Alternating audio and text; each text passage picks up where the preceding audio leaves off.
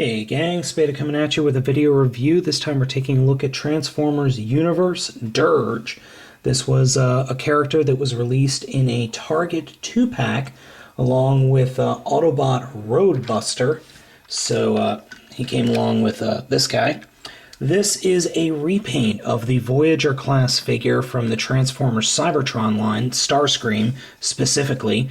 Now, this mold is in the classic Dirge colors of royal blue, black, and I want to just say brown, but I know that this is like a copper. I would say more of a copper. And then you've got some white highlights here and there. Now this mold was only ever released one other time with Starscream in the Cybertron line.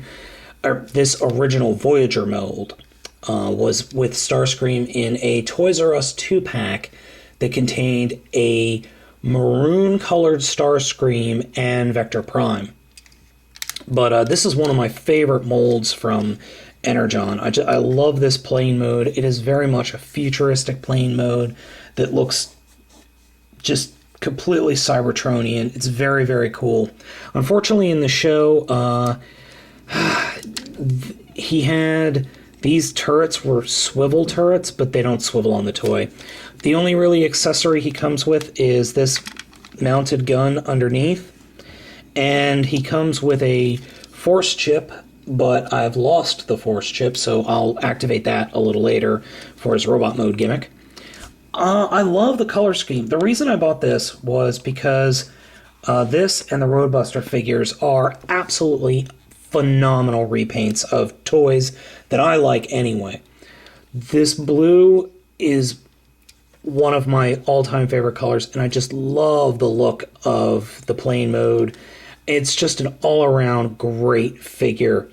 Now, Dirge, being the character Dirge, is rather interesting. He is kind of a coward, but at the same point, he also really likes tormenting people with the sounds that his engines make. If you didn't know what a Dirge was, look it up on Google or whatever. So let's go ahead and get him transformed. We're going to start by just kind of pushing the wings out like that, and then coming down here and splitting the nose cone with our thumb. Okay, that's not working, so we'll just put our thumbs here, split all this out. Yeah, it makes a lot of ratcheting noises. So we extend his feet out like that, rotate them, and then just fold the nose cone up and his heel spurs out, and rotate the nose cones under his feet so he can stand up. And move the camera up. Moving the camera is critical to the transformation.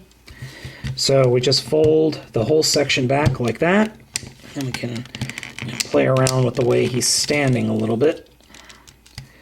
And then flip the fists out, bring them down. And some people like to leave the airfoil like that. I prefer to split it open and do it the right way.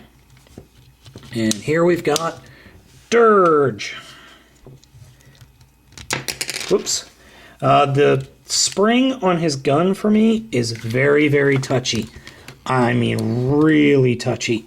It's got a feather trigger. So let's go ahead and take a look at the character. Now, like I said earlier, I just love this figure. I love the mold. I love the repaint.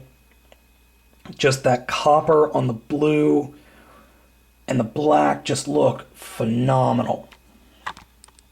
My only complaint about the repaint is probably the face. It's just a black face with red eyes.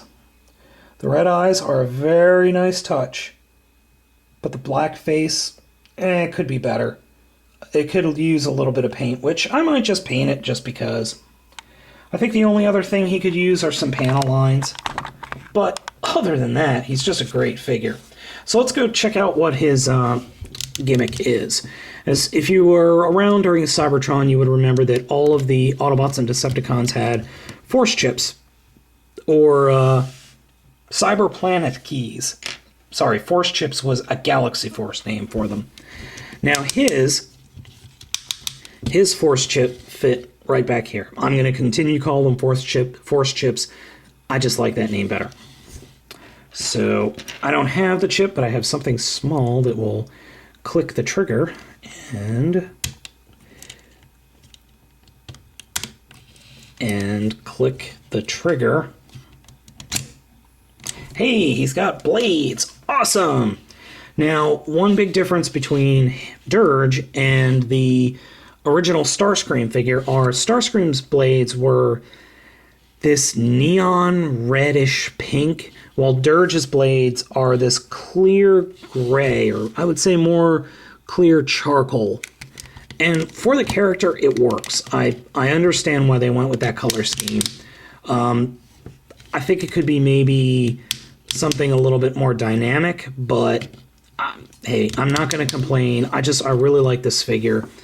And he is posable enough that you can get some nice poses out of him. But I'm not very good at posing figures. So he's got elbow articulation, very limited, unfortunately, due to the nature of his transformation. His arms ratchet 360 degrees.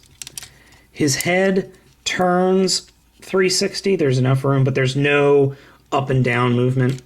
I mean, his legs are insanely posable, and his feet are pretty darn posable themselves. So you could get some rather interesting... You could actually get some really rather interesting poses.